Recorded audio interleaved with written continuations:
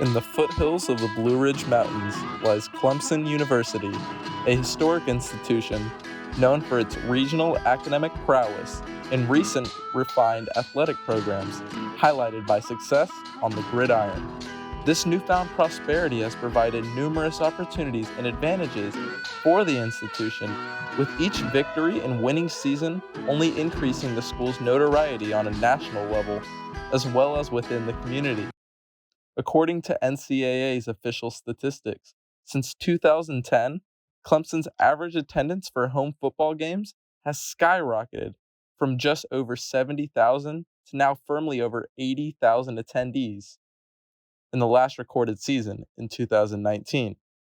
Obviously, most students, both nationally and at Clemson, would be proud to boast such a prominent football program.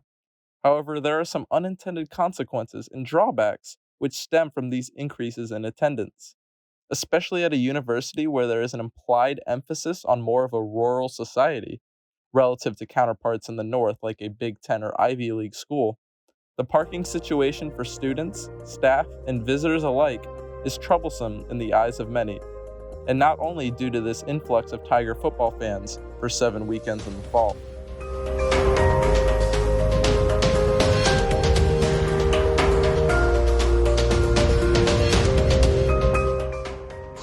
Among those impacted by a supposed lack of parking, on-campus residents naturally get impacted the most.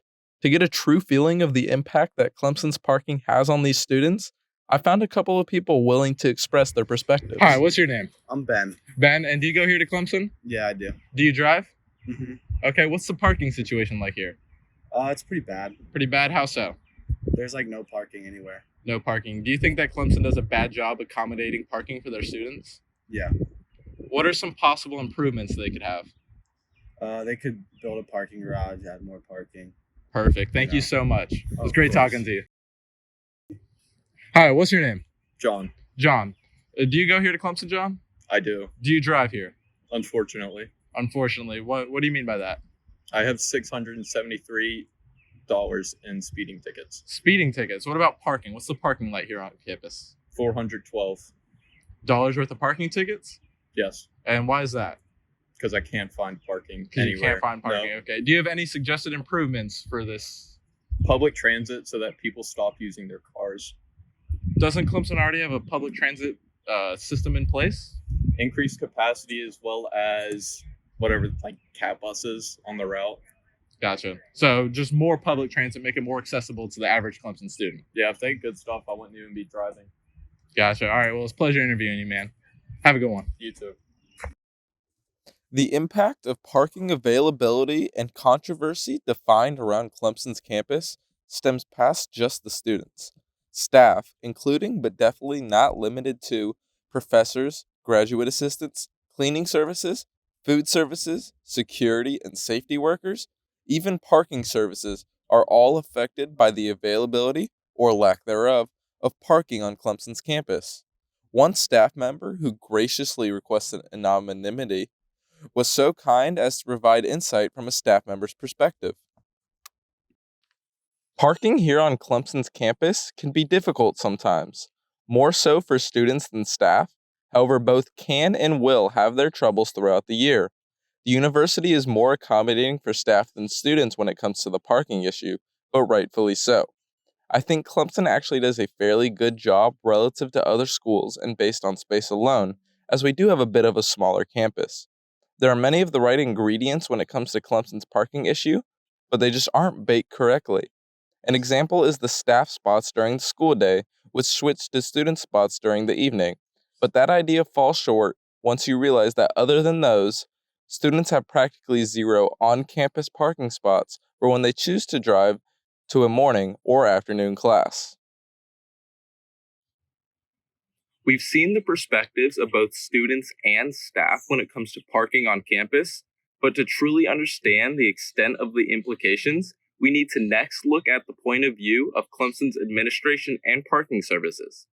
In an editorial by Emma Vick published in the Tiger newsletter, Clemson's official newspaper, a proposed plan was outlined by CU student government and pushed into the laps of Clemson administration. This improvement to Clemson's current system would keep the approximate number of current parking spaces, however, make the closest and subjective best parking spots more expensive. By potentially introducing this change, administrators are identifying the parking issue which students and staff alike have been vying for years. However, simply making the best parking spaces more expensive and frankly less available will do very little to satiate the students' thirst of accessible parking. Perhaps the supposed lack of parking stems from the early days of the university, built upon memorials of prominent Confederate figures. As stated in Dr. Rhonda Thomas's essay, Reconstruction, Public Memory, and the Making of Clemson University on John C. Calhoun's Fort Hill Plantation, Thomas states that Clemson University has functioned partly as a site for memorials to Confederates since its establishment on John C. Calhoun's Fort Hill Plantation, upstate South Carolina, as a public land grant institution in 1889.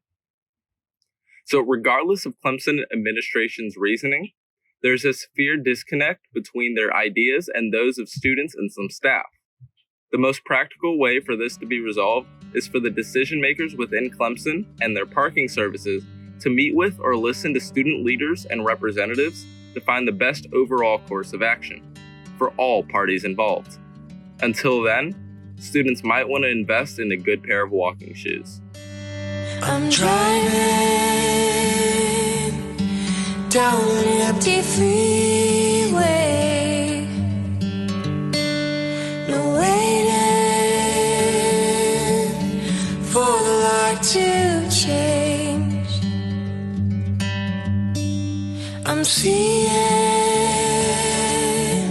the sun